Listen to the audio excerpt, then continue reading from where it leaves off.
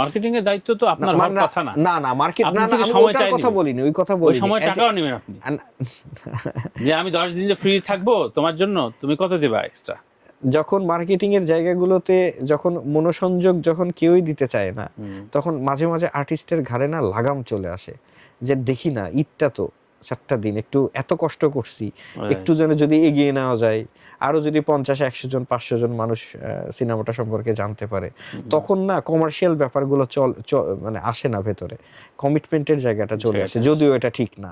অনুদান তাকেই দেওয়া উচিত একদম যারা শুরু করতে চাচ্ছে, একদম স্ট্রাগল করে একটা নির্দিষ্ট প্রসেসিং এর মাধ্যমে, তার একটা সিনেমাও করা নাই, কোনো শর্ট ফিল্ম করেছে বা কোনো কাজ করেছে, কিন্তু একটা মেধাবী এবং এই মেধাবীকে সিলেক্ট করব কিভাবে, সেই ক্রাইটেরিয়াটা সেই সিস্টেমটা আমাদের ডেভেলপ করে অন্তত 4 জন বা 5 জনকে মানে একটা দেওয়া হোক না কেন, দেখি না তারা কি করে।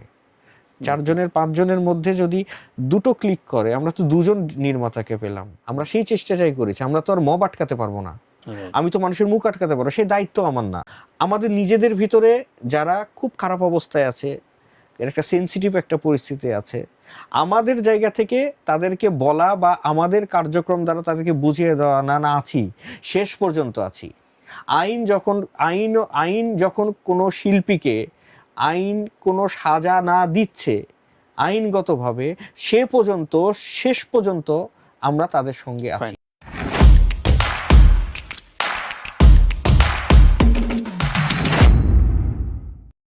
আরেকটা বিষয় একটু জানতে চাই যে ছবি যে হয়, ছবির যে কোনো মার্কেটিং এর কোনো প্ল্যান নাই, প্ল্যান ছাড়া যে এই 50টা বছর কাজ হচ্ছে, অন্তত 70-80% ছবির নাম যে জানানো দরকার, এটা যে বোঝে না, সে কেন প্রডিউসার এবং সে কেন ডিরেক্টর হয়েছে, দীর্ঘকাল ধরে হয়েছে।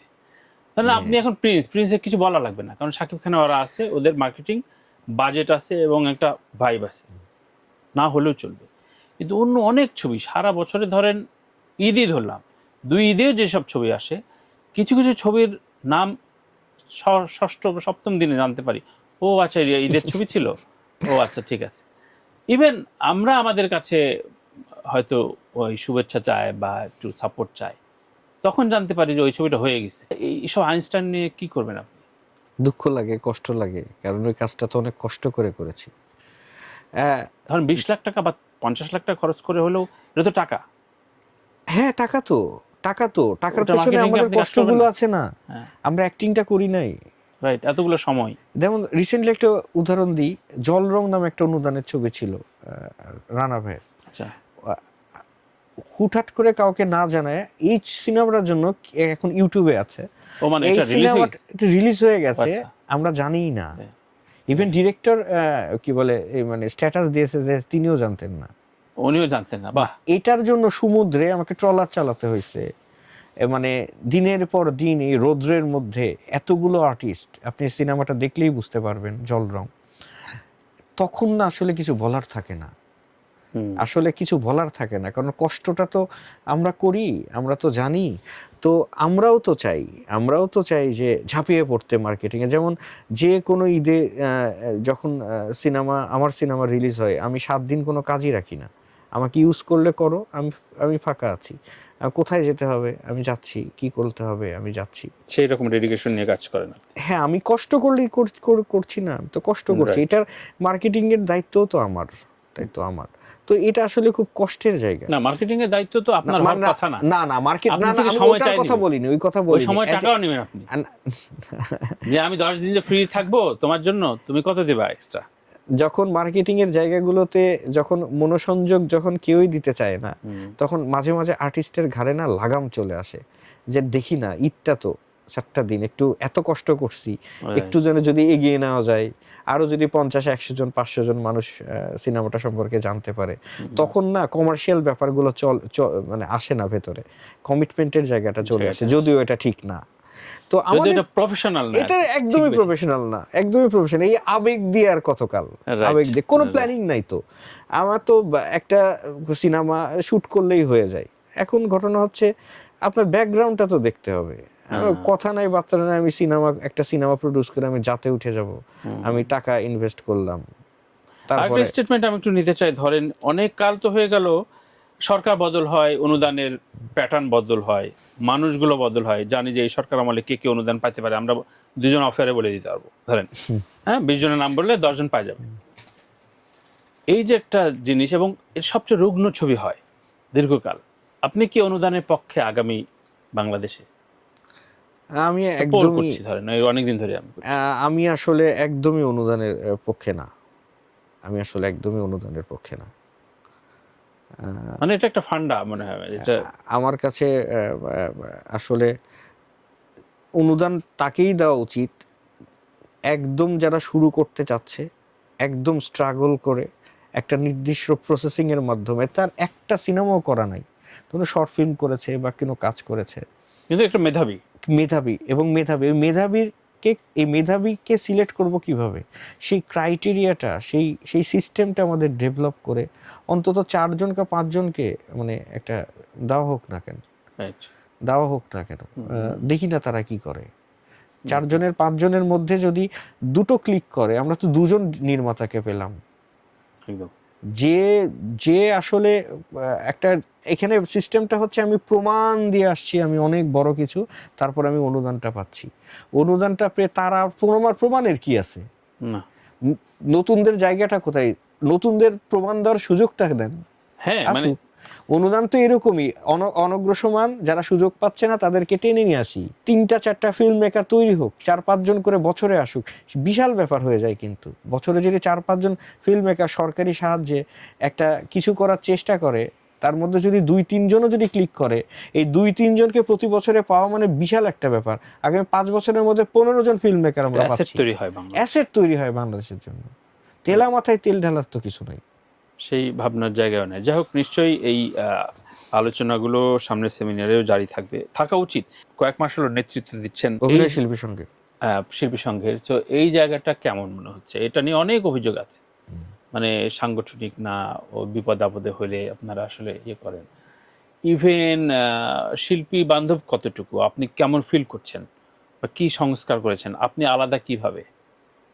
আচ্ছা, অভিনয় শিল্পী সংঘ, সাংগঠনিক পরিচয়টা দেন আগে। অভিনয় শিল্পী সংঘ আমি কোনো বিষয় না, আমি একটা প্রক্রিয়ার অংশ। গত 5 বছর ধরে আমি অভিনয় শিল্পী সংঘের সঙ্গে আছি, প্রসেসিং এর মধ্যে আছি। আমি মনে করি বাংলাদেশে এই মুহূর্তে পেশাজীবী সংগঠনদের মধ্যে সবচাইতে সুশৃঙ্খল হচ্ছে অভিনয় শিল্পী সংঘ।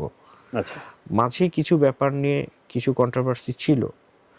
এখন আমি মনে করি যে অভিনয় শিল্পী সংঘ একদম ঠিকঠাক মতো জায়গায় আছে, একদম ঠিকঠাক মতো আমি জায়গায় চেষ্টা করছি। কারণ একটা পেশাজীবী সংগঠন কিন্তু শিল্পীর উপরে নির্ভর করে না, শিল্পীদের উপর, দেশের আর্থসামাজিক পরিস্থিতির উপর নির্ভর করে। হ্যাঁ, কিন্তু শিল্পীরা তো সংগঠনটাকে পোর্ট্রে করে, মানে ডেফিনেটলি করে, কিন্তু সংগঠনটা, যে কোনো সংগঠন নির্ভর করে দেশের আর্থসামাজিক রাজনৈতিক পরিস্থিতির মধ্যে, সেটা সবকিছুই। এটা রাজনৈতিক অস্থিরতা এবং একটা টানাপোড়েন সিচুয়েশনের মধ্যে একটা সংগঠনকে রান করানো খুবই একটা মানে হচ্ছে বড় একটা চ্যালেঞ্জের মুখে, মানে আমরা মানে দায়িত্ব নেওয়ার পরপরই পড়েছিলাম সবকিছু মিলিয়ে। প্রথমের যে ব্যাপারগুলো চলে আসে সেটা হচ্ছে নানা কারণে আমাদের যে বিভাজন, শিল্পীদের মধ্যে যে বিভাজন, সেই বিভাজনটা দূর করার আমরা একটা মানে বড় চ্যালেঞ্জ হিসাবে আমরা গ্রহণ করি। কারণ প্রত্যেককে একটি ছাতার মধ্যে একটা নিয়ে আসার আর কি। শিল্পীদের মধ্যে কোনো বিভাজন হবে না। শিল্পীদের মধ্যে কতটুকু শিল্পী মাত্রই রাজনৈতিক সচেতন, কিন্তু একজন শিল্পী হিসাবে কতটুকু বলবে কতটুকু বলবে না সংগঠনের ছায়ায় থেকে, এবং রাজনৈতিক চিন্তাভাবনাকে সংগঠনের দ্বারা ইউজ করার কোনো চেষ্টা হবে না, এবং ব্যক্তি শিল্পীর রাজনৈতিক দর্শন সংগঠনকে বা সামাজিকভাবে কতটুকু ক্ষতি করবে, এই বিষয়গুলো আমাদের আলোকপাতের প্রয়োজন ছিল। আমরা চেষ্টা করেছি। সেই জায়গা থেকে আমি মনে করি যে বিভাজনের যে একটা হাইপ তোলার চেষ্টা হয়েছিল, সেটা আমরা প্রথম 2-3 মাসের মধ্যেই আমাদের কমিটি সেই জায়গাটা আমরা ভেঙে চুরে ঠিকঠাক করে ফেলেছি। আচ্ছা, তো এখন যেটা হচ্ছে যে তার কারণে এইটার কারণে একটা 6 মাসের ভেঙে চুরে অচল ঠিকঠাক অবস্থা করতে পেরেছেন এর মধ্যে? আমরা চেষ্টা করেছি, অবশ্যই করেছি। আচ্ছা বিশেষ করে বিভাজনের যে ব্যাপারটা, আচ্ছা, রাজনৈতিক যে বিভাজনের বিষয়টা আমরা চেষ্টা করেছি এবং যুথবদ্ধভাবে থাকার একদম একদম আমরা চেষ্টা করেছি। এখন সামাজিকভাবে যে বিষয়গুলো আসছে আমি একদম এটা বিচ্ছিন্ন ঘটনা আমি মনে করি, যে পারস্পরিক যে শ্রদ্ধাবোধ নেই, পারস্পরিক যে একজন আরেকজনের সঙ্গে সেটা আর এক প্রসঙ্গ ব্যাপার। আর সবচাইতে বড় চ্যালেঞ্জটা যেটা ছিল সেটা হচ্ছে 1.5 বছর বা 1 বছরের উপর আমরা শিল্পীরা এক হতে পারছিলাম না। আমরা অভিনয় শিল্পী সংঘের কমিটিটা আসার পর 26 দিনের মাথায় দেশের ওই রকম একটা পরিস্থিতিতে আমরা একটা অ্যাক্টর সিকিউরিটি ডে পালন করি পার্বত্য চট্টগ্রাম কমপ্লেক্সে। আচ্ছা, সেটা হচ্ছে সব শিল্পীদের নিয়ে। এই আইস ব্রেকিংটার খুবই দরকার ছিল, কিন্তু এই আইস ব্রেকিংটা করতে গেলে টাকা দরকার, তো প্রচুর টাকা। তো মার্কেটে তখন তো কোনো স্পন্সরই নেই, কার কাছ থেকে নিয়ে আমরা এই প্রোগ্রামটা করব। কিন্তু আমরা জাস্ট 26 দিনের মাথায়, নির্বাচিত হওয়ার 26 দিনের মাথায় আমরা বেশ সফলভাবে এই প্রোগ্রামটা আমরা করি, অ্যাক্টর সিকিউরিটি ডে। তার ফলে যেটা হয়েছে, দীর্ঘ 1.5 বছর শিল্পীদের মধ্যে কোনো যোগাযোগ নেই, নেই, মানে তাদের মধ্যে কোনো কথাবার্তা হচ্ছে না, কাজেরও অবস্থা নেই, কাজের অবস্থা খুব খারাপ, সব কিছু মিলাই যে দম বন্ধ করা একটা পরিস্থিতি ছিল। এই প্রোগ্রামে এটা অনেকটাই রিলিফ হয়। সত্যিকার অর্থে কি রিলিফ হয়েছে? ধরেন শিল্পীরা যখন আদৌ কি দোষর হয়ে ওঠে কিনা, নাকি পরিস্থিতির শিকার হয়? সত্যিকার অর্থে কি চঞ্চল চৌধুরী, মীর সাব্বিররা ফ্লেক্সিবল কাজ, আরো অনেকের নাম, সাজু খাদিম তো বাইরে, এই তাদেরকে নিয়ে যে ফিল্টার তৈরি হয়েছে, আমি কোনো দল মত ওর বাইরে বলছি, শিল্পী হিসেবে বলছি, এই যে একটা মেন্টাল বিষয় যে আমি ওটা নিলে আবার ওই চ্যানেল নিবে না, অমুক ঝামেলা করবে, অমুকে পিটাতে আসবে, অমুকে দৌড়ানি খাবো, অমুকের কমেন্টে গালি খাবো, এই যে এতগুলো কারণ, এটা কি আর্টিস্ট ইকুইটি সম্ভব? এইটা কিভাবে আপনারা কি, এটা তো বিভাজন, এটা তো ডেফিনেটলি বিভাজন। আর তার আগে নিজেদের ভেতরের মানে আত্মীকরণটা জরুরি। আমরা সেই চেষ্টাটাই করেছি। আমরা তো আর মব আটকাতে পারবো না, আমি তো মানুষের মুখ আটকাতে পারবো, সেই দায়িত্ব আমার না। আমাদের নিজেদের ভিতরে যারা খুব খারাপ অবস্থায় আছে, এর একটা সেন্সিটিভ একটা পরিস্থিতি আছে, আমাদের জায়গা থেকে তাদেরকে বলা বা আমাদের কার্যক্রম দ্বারা তাদেরকে বুঝিয়ে দেওয়া, না আছি, শেষ পর্যন্ত আছি। আইন যখন কোনো শিল্পীকে কোনো সাজা না দিচ্ছে আইনগতভাবে, শেষ পর্যন্ত আমরা তাদের সঙ্গে আছি। তাহলে অপু একটা প্রশ্নের উত্তর দেন, কোন শিল্পী তাদের রাজনৈতিক সংগঠনের প্যাডে কোনো নাম নাই, আমরা জানি কোন রাজনৈতিক সংগঠনের প্যাডে নাম নাই তার, সে রাজনৈতিক সংগঠন করে না, কিন্তু তাদের ফেসবুক স্ট্যাটাস দেখলে অন্য শিল্পীকে যেভাবে আঘাত করে, রাজনৈতিক ব্যানারের দলদাসত্ব নিয়ে এখনো স্টিল, আপনি দর্শকরা বুঝতে পারছে কাদের কথা বলছি, এদের নিয়ে সংগঠন কি করে? এ তো হিমালয়েশন, আরেকজন কিন্তু এখানে একটু টেকনিক্যাল ব্যাপার আছে। সংগঠনের সদস্য ছাড়াও তো শিল্পী আছেন না? আমরা সেদিকে কতটুকু যেতে পারবো সেই জায়গা এখন আমরা আসলে তৈরি করতে পারিনি। আমরা সদস্যদের বলতে পারেন বা সদস্যদের জায়গাতেই আমরা আপাতত থাকতে চাই কারণ সেই জায়গা যেতে গেলে বললাম না, দেশের একটা স্থিতিশীলতা লাগবে, আশা করি দ্রুত হয়ে যাবে, স্থিতিশীলতা লাগবে, সেই জায়গাতে যেতে হবে। কারণ একটু ভালনারেবল পরিস্থিতি থেকে সবে জেগে ওঠা, তো এখন বিচ্ছিন্নভাবে অনেক কিছুই থাকবে। আমি একান্ত এটাকে বিচ্ছিন্নভাবে দেখছি।